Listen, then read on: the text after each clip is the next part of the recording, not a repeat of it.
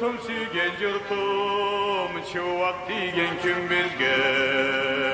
Yaşavubuz yaşnatadı, keçen uşay gündüzge.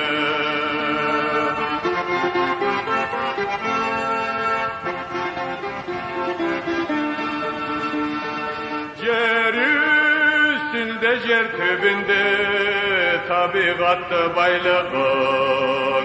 Kalallarda şaharların, tavlarında caylığın.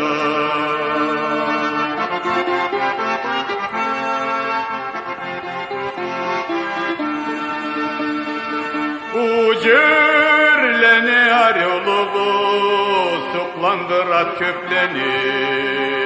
Şahar ile küçleydiler, yaşnap bargan erleni.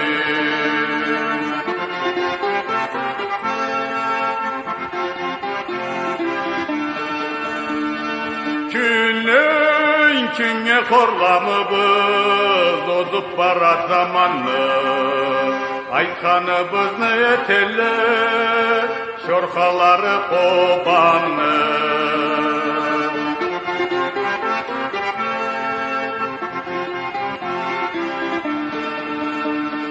Tav yürekle de tav kelli, güllü karu sallada. Bizden nasıplı kim bulur, gerisinde carlada. Bizden nasıplı kim bulur, gerisinde carlada.